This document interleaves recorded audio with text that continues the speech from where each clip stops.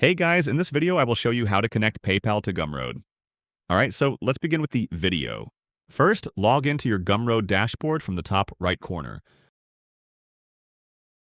Once you're inside, on the left-hand sidebar, click on Settings, and then go to Payments. Inside the Payments section, you'll see different options. The first one is Verification. Make sure your Gumroad account is verified by filling in your basic details. It's a quick process. Now, if you scroll down further, you'll see the PayPal option. Gumroad lists a few requirements before you can withdraw money using PayPal.